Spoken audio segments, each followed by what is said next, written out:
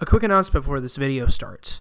This is a series that I've been wanting to try out for a while, and I think it's about time that I start making content again on YouTube. That doesn't mean that the other content that I've been making is going to go away. I'm just been doing school for a while, and the other two dudes have been not able to work with me on various projects. But as summer break approaches, hopefully we will be able to start doing more stuff on YouTube as the two of us, or the three of us, I should say, are working on nothing.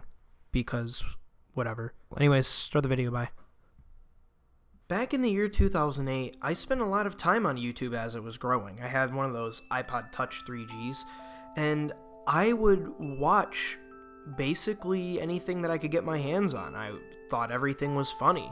I was subscribed to Fred. I was watching Ray William Johnson. I was, interacting with Smosh. But there's one show that I stumbled across that always piqued my interest, and I never really talked about it until now. Let's dive into the curious case of Stupid Mario Brothers. Stupid Mario Brothers! Now, if someone were to ask me to describe this show, I'd probably say it's Smash, but it's a web series. And that's kind of what it was. The first episode was uploaded on December 9th of 2007, and it followed the Mario Brothers as they take an extremely extended vacation into the real world, tired of fighting Koopas and Bowser just to have Peach get kidnapped again. The brothers decide to stay in the real world, and the beginning season follows their wacky antics while Bowser hires Wario to bring them back to the Mushroom Kingdom because he's lonely.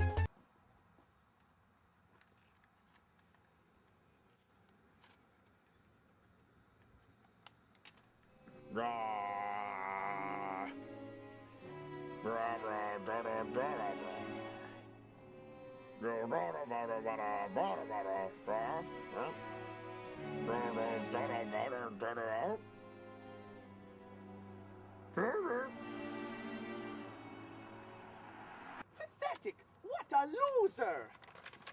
Wario does try to stop the Mario Brothers, but to no avail. And in the fourth episode, we're introduced to another character, which is Waluigi. Only fitting, of course, because it's Mario, Luigi, Wario, and Waluigi. And yes, Waluigi is wearing braces. I forgot to mention, the series takes place while the Mario Brothers are teenagers, which is why they don't have mustaches, which becomes a one-time gag later in the season. What do you want to do now, Mario? Want to grow our mustaches back? Okay! 3 months later. What do you want to do now, Mario? Want to go ride a go-kart? Okie dokie! The thing about the Mario Brothers being teenagers is that they play Mario games in the show, which raises another question. Who makes the games? Are the Mario Brothers being filmed constantly in the Mushroom Kingdom? In Mario 64, Lakitu is filming the whole thing, and then in Mario 3, it's all a play. But then again, if Stupid Mario Brothers were to be considered canon, how old is Mario? If he's a teen in the show, how many adventures did he go on if any of the games were anything to go by? Did Mario only shave his mustache when he went to the human world? If that's the case, then why? Okay, I know that Rich and Chris, the guys that played the Mario Brothers and created the show, probably weren't able to grow mustaches at the time, and it's just kind of something you have to overlook. Episode 5 is where Waluigi and Wario fight the Mario Brothers for the first time, and we're introduced to the combat that's used in the show.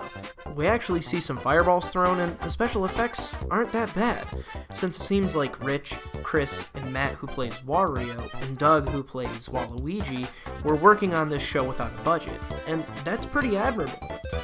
Obviously, the Mario Brothers win and proclaim that they're staying here in the real world, and Wario and Waluigi run off like a couple of goofballs. Then there's this weird shot at the end of the episode where it shows the Mario Brothers hats as they talk about what's going to happen, and I can't help but think that Rich and Chris were wearing it while filming, and then they just kind of leaned up against each other. This is probably the bulk of the first season, and we're introduced to a couple of new characters, mainly Ash Ketchum, DK, the UPS and FedEx guy, and Princess Peach in episode 14. Something else I'd like to note is that the UPS guy and the FedEx guy, as well as 2 other businessmen in a small subplot where Mario and Luigi try to pitch a game to them, are actually played by Rich and Chris as well, which I thought was funny. They aren't afraid to play more than one character, and even Matt and Doug play more than one person too. The first season ends in a fight between the Wario brothers and the Mario brothers again, and Ash and DK and the male guys join in as well. This is also the first time that we see the beam swords from Smash Bros. Well, I guess you wouldn't call them beam swords, they're more like lightsabers, and then there's a video that shows all of the fights in the series that's also called lightsabers, but I'm gonna call them beam swords, so I'm not saying lightsabers. Wait, hold on a second. I actually do end up saying lightsabers later in the video, so I was just letting you guys know so you don't yell at me in the comments. I think what actually happened was they wanted lightsaber battles, since the sabers that are used in the show are actually quite similar to the sabers in the Star Wars canon. Does that mean that Star Wars and Super Mario Bros. Are connected? The season ends with the UPS guy giving a letter to the Mario Brothers. The letter's from Link, and we get this fake ending where he says he farted and then all the characters laugh about it. Hey guys, it's Link. What's up? Guess what? I just farted!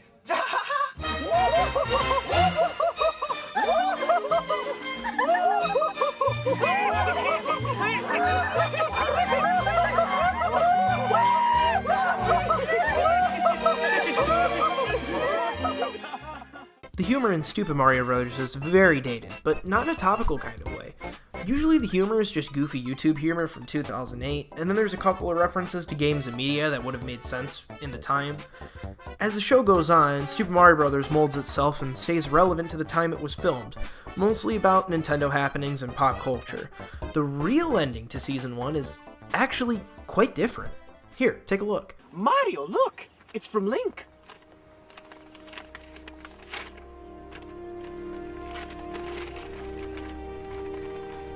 Mario, Luigi, the real world is in great danger. I would come there myself, but for matters I cannot explain, I have been detained. I want to tell you more, but out of fear that this letter could end up in the wrong hands, all I can say is this: in the darkness lies the truth. The end of Season 1 marks a huge change within the Stupid Mario Bros. It slowly starts to become less of a comedy and more of a plot-driven series, but that doesn't mean that it stops entirely in the funny department. Anyways, moving on to Season 2. At the very beginning of Season 2, we get a recap of the last episode, and then when the episode begins, we get a line from the Mario Brothers saying that Peach went off somewhere. Where did Peach go? I don't know.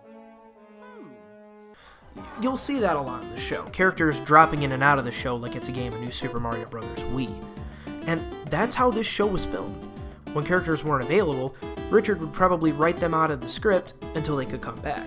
And you'll see that a lot later in the show. Also, Brock shows up. It's out of nowhere, but I always chuckle when I see him. He's like a Napoleon Dynamite if he was a gym leader. He becomes part of Ash's little group as time goes on. Also, I'm not entirely sure if Brock is blind. Also, Brock got crushed by a Snorlax, and that's why he wasn't in Season 1. Wait a minute, Brock. I thought a Snorlax killed you. Yeah, I did! I was in the hospital for weeks! Where were you? He drags Ash away like an angry mother, and we go back to the Mario Brothers, who are now going home to the Mushroom Kingdom. I didn't mention this yet, but the costume design is kind of interesting. It looks like they tried to emulate the characters as accurately as they could, but some of the stuff is off, like how DK is wearing tennis shoes. Also, Ness is there, and holy shit, he's young! Is he someone's little brother? A family friend? The world may never know. Also, his costume is nothing like Earthbound, but it changes later in the show and it becomes more accurate. Also, is that kid Lucas? He's blonde and wearing yellow. Who knows?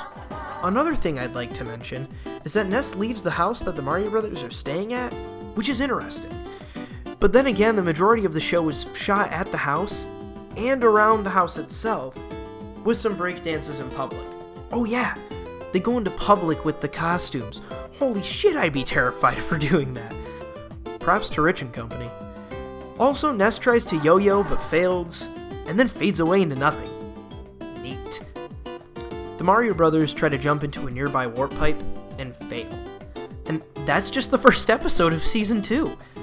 The next episode, there's a subplot with the male guys, and Mario and Luigi ask Ash to go back to Kanto, with them implying that all the Nintendo worlds are on the same planet. They try to go through a warp pipe, but fail again, trapping them in the real world. Next episode, Brock vanishes for no reason. Guess he wasn't available. Wario apologizes to Bowser, showing that he's in the real world, and then Mario proclaims that he will defend the real world with the others joining in. Then they, play soccer. Yeah, soccer. So Link shows up now and explains the overarching plot in a spooky campfire scene. Apparently what the overarching plot actually is that Bowser and Ganon are coming to attack the real world. But Ganon's dead. Bowser had to revive him. And how did he revive him? Well, by using the darkness, obviously. The darkness from the letter that Link told Mario about. Who's the darkness? Where did he come from? Well, Link has an explanation for that too, and that is that the darkness is a person named Nox Decius. Who is Nox Decius? Well, he's the brother of Merlin the Wizard, of course. How could you not know? Also, Nox Decius is the person who started the Black Plague. Yeah, the death of thousands upon thousands of people in the Middle Ages is all because of some dude named Nox Decius. It's interesting to think about, but that's kind of what the show does. It just hits you with this huge lore bomb right at the end of the first season. And that's just how it goes. Anyways, what happens next is Link decides to train the Mario Brothers by playing Smash Brothers. There's a couple other episodes where Link teaches them how to do other things, and it's just like Link is not a very good teacher because he's stalling the entire time. Oh yeah, there's a plot where they're in a band. They hire the aid of businessman Scott Masterson to help them get famous. What do they sing, you'd wonder? Well, covers of songs about Bowser. Me right round, baby, right round, like in Koopa, baby, right round. And other Mario-related things. For luncheon for the very first time, like a plumber. To be completely fair, though, their Smells Like Teen Spirit cover is one that I actually remember from my childhood. Who is this Bowser all about? Keep sending Koopa Troopas out. He's sending letters in the mail. I think I'll swing him by his tail. Wario and Waluigi decide they want to make their own band because they can't be in Mario's. And that's where we're introduced to Walgina. Yeah, Walgina. Apparently Waluigi's girlfriend is named Walgina. And this is a 3-part episode, each one spanning almost 10 minutes long. Anyways, they hold a huge concert and 9 people show up. Mario's sick, so what does the band do? Oh, why don't they just hire the UPS guy? So then there's more of the plot where Link trains Mario and Luigi, but then Ness shows up and just begins to pour a big ol' heaping serving of exposition on us. Apparently, the truth, which was also in the letter Link sent them, is inside Nox Decius, and the Mario Brothers must destroy him. So Mario and pals decide to go find this guy and put him in the fucking ground. They all trek out into the woods to find him, and there he's— oh my good lord! Nox Decius is just a guy wearing a fucking cloak and burglar mask. This is fucking great. Luigi jumps first and gets the shit kicked out of him because it turns out that Chris is actually playing Nox Decius. That's kind of smart on a writing standpoint with little to no casting. So I can understand that they do it like that. So they do some fighting, and Nox Decius just fucking kicks everyone's ass. And he says that he's gonna destroy everything, and then just walks away. Ness shows up after having not fought the battle at all, and explains that they need 3 items to forge the nether saber, the only weapon capable of killing Nox Decius. It's a small shield, the handle to a beam sword, and something else I can't quite understand from him? Here, listen. The first item is a small shield with Decius' symbol upon it. The second item is the hilt of an ancient beam sword. The third item is a metallic cross necklace, whose significance is only known by Decius himself. Anyways, they need to quest for him on their own, and Mario proclaims that he will fight Nox Decius all alone. I will face Decius alone. Are you sure? They all split up and look for items, where Ash and Brock find the shield and give it to Mario. And when they say small shield, they mean fucking small. It's tiny. It goes on like G.I. Joe or something. The next episode, number 27, is actually kind of confusing. Rich says that the audio was tampered with, and explains that to fix it, instead of calling in the actors to dub it, he's gonna do all the voices by himself. Is it a gag? I don't know. Did it actually happen? Maybe. Anyways, Ness and Link find the beam sword handle, and also they go into a store in costume. Mario, Luigi, and Peach search for the last item and find it in a fire pit. But they didn't find it because the cross... Oh yeah, it's a cross, that's what it is. I just found out that episode. Well, the cross is missing, so they need to look for it, and it turns out that Waluigi has it. And look, his braces are gone. Get on him. So Mario and Luigi are looking for the cross, and Waluigi approaches them. But Mario notices that Waluigi has the cross because it's sticking out of his pocket? Why would you do that? I know it's just for plot convenience, but geez, what if it falls out? Mario just takes it and then leaves. Waluigi and Luigi do battle, and then Waluigi just kind of walks away, never to be seen again until the next time he shows up later, like at the end of next season. So Mario goes to fight Nox Decius and is unable to build the nether saber. Luckily, Mario has his trusty blue lightsaber and they battle. Turns out that they both destroy each other's lightsabers, and just as Nox Decius is about to put an end to Mario, in a twist of fate, Wario shows up with the nether saber and just fucking stabs Nox Decius right in the back. Yeah, he's fucking dead. And that ends season 2.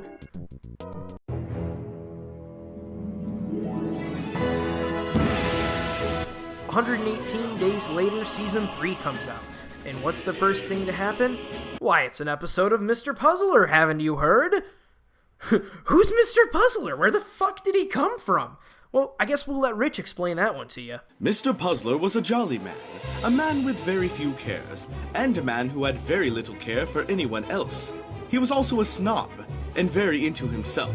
His name is Mr. Puzzler, simply because it is a puzzle to try and puzzle your way to solving the puzzle of why Mr. Puzzler has the puzzling name of Mr. Puzzler. This goes on for about 2.5 minutes. And then we get a recap, and then the show begins. After the death of Nox Decius, does Wario have a change of heart? Nope. He goes out of his way to kill Mario with the nether saber. But the nether saber turns off just as Wario's about to strike the final blow. Mario escapes, and after some rest, what does he do? Well, dance, of course. And then Solid Snake shows up! Whoa! This is where the web series truly becomes Smash the TV show. So there's this subplot with Snake where he needs to find Mario, but that doesn't really add to the story. But you know what does add to the story? More of Waluigi. Waluigi dumped her, and now she's on the hunt for closure. So Wario starts hearing voices because he's trying to recharge the nether saber, and then Mario hears a voice too, but he ignores it, and then there's a bunch of filler, and then Mario does nothing, and then Luigi points out the filler, and Mario says that he's feeling strange, but then he has Wario's lightsaber. What? And no, it's not the nether saber, it's just Wario's yellow lightsaber. Then Link gets lost in the woods because he drank old milk and got sick, and then he wakes up a couple weeks later and goes in the woods to find everybody, and then he gets lost. And then he starts talking to a coconut like Wilson in Castaway, and then the coconut gives him a pep talk, and then that whole thing just ends. Back to the Mario Brothers. Mario's trying to remember what happened the day that Wario fought him, and he does. Turns out that what we saw earlier was nothing like what actually happened. Mario goes total rage mode and attacks Wario after Wario stops Nox Decius. They fight, and that's it. Mario got mad? What? Also, Brock's hair keeps getting shorter. And then we're introduced to 2 new characters. Nox is not the darkness, turns out. The darkness is the darkness, and the darkness is its own character. And then he's talking to Nilrum, or Merlin, because they don't want you to know yet, so you see nobody's face, and they're both played by Rich. Also, Wario's more important than Mario in this sense, so that's a thing. And he also becomes the primary antagonist of Season 3, but that's not really, it just kind of happens. So Mario finally meets Merlin. And it turns out that Merlin is Mario and Luigi's ancestor, and then Merlin drops a lot of exposition. Long story short, Nox thought that he was the chosen one, so Merlin kills him, but he's not dead, because the Truth Stone keeps him alive, and it turns out that the Truth Stone is actually called the Stone of Righteousness. And he used a spell to attach the stone to his soul, and the spell that attaches to his soul is the darkness, So now the darkness is removed from Nox Decius because he's dead, and then the darkness becomes its own thing. But then it also attaches to the person of highest power because the darkness is now taking physical form, and Merlin says that it's going to be Nox Decius, but it actually turns out to be edgy, emo Mario. And it turns out that Mario is the chosen one, of course, but then there's another. Also, Peach has a job at Carl Jr.'s. That just, happens for a couple minutes. So, later, Wario's trying to charge the nether saber. In a fit of rage, he throws the best weapon ever in the show on the ground and runs away. Ash picks it up and takes it back to Snake. Why would he get rid of this? Snake is feeling useless, and Ash gives him the nether saber, which he calls Mario about, and then Mario says that he needs to destroy the nether saber because if Wario gets it, he will become invincible forever. Turns out that Brock is gone because he got a referee scholarship. Guess he wasn't available. Also, they take time to rip on themselves in the same scene. So yeah, see you guys never. What a strange way to fill in a plot hole. That's or the editor's cheap way to find closure. Or the writer's weird way of trying to include old jokes from the first season that were lacking in the second. We know a lot about the creators of this show, don't we? I wonder why. Back with Link, Link wanders the woods with the coconut again and is approached by a normal guy. And the normal guy apparently says that Link needs to help him find the artifact, because Link is the only person who can locate it. Meanwhile, Snake, Otacon, and Ash look for Merlin's table to destroy the nether saber. So what do? Well, they go out in public, of course. The next episode gives us another expo dump by Merlin explaining why Wario can't be killed by the nether saber. Apparently, the items used to make the nether saber were important to Nox Decius, but since they weren't to Wario, it wouldn't be able to kill him. Also, the lightsaber that Mario destroyed in his fight with Nox Decius is not the actual lightsaber that Nox Decius uses, because Nox Decius was under the impression that Mario was weak as shit, and so he made a replica because he didn't want to get the wear and tear on the original. Link and the normal guy go looking for the artifact, while Mario and Luigi look for Walgina, because they want to find Wario. So to find Wario, they have to find Walgina to help them find Waluigi to help them find Wario. It's a lot of steps, but hey, it works. We are then introduced to the crazy fan. Yeah, there's a subplot where there's a crazy fan that Mario and Luigi are being chased by. She ends up taking their hats. So Snake and Otacon and Ash destroy the fourth wall by having the real rich write them to the table. But before that happens, Snake decides to go watch himself hit a guy in a previous episode of the show on YouTube. They get to the table, and the episode abruptly ends, and that time it actually made me laugh. All right, we're here. There's only one problem with us cutting to this part. And what's that? It's the end of the episode. Oh. The next episode begins with a normal guy and Link making it back to where he was lost. Link asks the coconut for help, but he doesn't say anything. Link leaves the coconut with the normal guy and goes to look for water. Mario and Luigi are still in the subplot looking for their hats, and they run into the UPS guy, who gives them the address of the fangirl, which I don't know if that's like a rule for a UPS guy that you're not supposed to tell people other people's addresses, but if it is, he just broke a really big fucking law. So the Mario Bros head towards the fangirl's house. Apparently the normal guy that's helping Link find the artifact is working for the darkness, because the darkness can't find the artifact and only Link can. So Snake puts the deactivated nether saber into the table, which then reactivates it. To their surprise, it turns out that Wario set him up the whole fucking time. Way to be useful, Snake. Way to be useful. The next episode, the subplot with the hats continues. Spoiler, Ash bought him from the fangirl, and Link finds out from the coconut that the normal guy wants to kill him. So Link just fucking straight up stabs the dude in the chest. You first.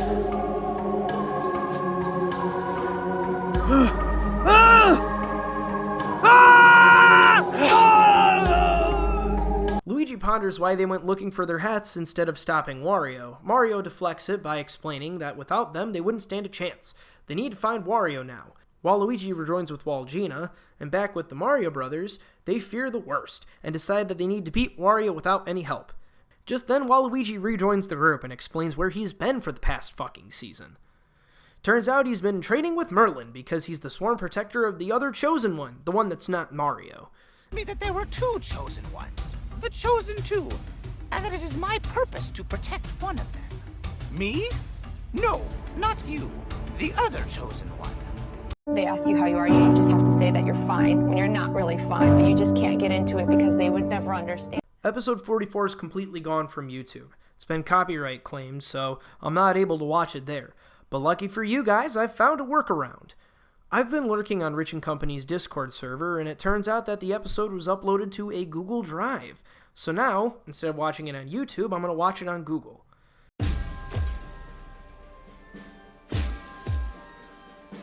Episode 44 is the second to last episode in the third season. Wario faces off against Waluigi and the Mario Brothers, and the combat's getting better, which is something you'll see throughout the series. Rich and friends develop their skills throughout the show, and they just don't settle when filming. They try to prove as they go along. And it turns out that there's actual fucking blood in this episode. Yeah, you heard me right. The Mario Brothers bleed in this fight. The sword combat's pretty interesting. It seems like they didn't just jump into it and just kind of swing swords at each other. They planned how the fight would go. They beat Wario, and it turns out that he's the chosen one. This whole thing was just a test by Merlin. Also, at the end of the episode, Link finds the artifact, which is a fire flower. Mario and Luigi sit on a swing set and talk about how they're glad to have Wario back. And then they chalk up the fact that he listened to Waluigi despite being extremely fucking pissed that Waluigi was really well trained by Merlin. Here's the thing. I understand Merlin's point to the plot, but I feel like you can make him less of a scapegoat for some of the reasoning behind the show. Now, I understand that this is Rich and Crew's first escapade into something just absolutely massive, but as the show goes on into Season 4 and 5, Merlin kinda is the reason that everything happens. I'm sure there's another way you could use him without him having a divine power. For example, the nether saber. Wario tries to kill Mario with it before it turns off. The reasoning for that is that Merlin turned it off and was testing Wario to recharge it. You could remove Merlin from the entire equation and still keep the story intact by having the nether saber only be effective towards evil, and then it's the saber testing Wario to see if he's worthy of using it. I feel like there could be other paths you could take instead of saying, oh, it's Merlin who's behind it. The next episode, we get another info dump by Merlin where he explains how the beam swords work, talking about how the middle of the sword tells how evil you are. Also, he put a fire flower there to test what would happen if it was planted on Earth. There is some more filler, and then Mario talks to Merlin again, and it turns out that Merlin had been behind everything. Waluigi, the nether saber turning off, Wario being hired by Bowser, etc. Like I said before, there could be other ways to explore this without having Merlin be the absolute answer to everything, but then again, this was made an extremely long time ago, so there's not really anything we can do about it. Also, he says that Mario is stronger than Wario, but he has to fill his whole potential. There is a bit at the beginning of the episode where Merlin holds up a Super Nintendo cartridge as like a gag, and then it's referenced again in the episode, but it doesn't really ever go anywhere. It's just kind of like, oh, this is a thing. Also, I totally forgot to mention Gary Oak is in the show. He hangs out with Ash, and he's an absolute asshole. He's played by Rich's friend Julian. He's also the dude who plays Solid Snake. Later, we go back to Link and the coconut. They decide to put the artifact inside Link to make sure that no one can get it.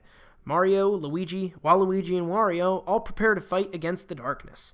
The final scene of Season 3 shows the darkness talking to an unknown voice, telling him about how great he is and how he will find the perfect vessel. It turns out that the man he's talking to is Nox Decius himself. He's not dead, he's just a spirit or something. And that ends Season 3. The next thing to come is the Stupid Mario Brothers movie.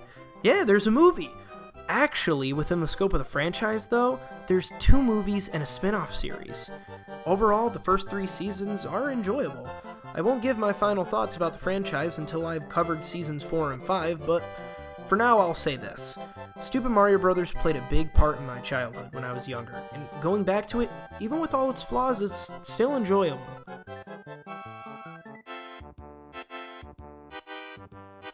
The next thing I'm going to cover is the movie. The movie is a whopping 2 hours and 17 minutes long. I think that might be its own part because I want to go a little bit more in depth on the show.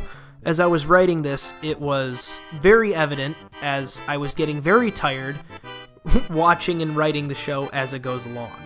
So I'll probably do the movie as its own separate video, and then I'll do Seasons 4 and 5 on their own, and then I'll cover the rest of the series.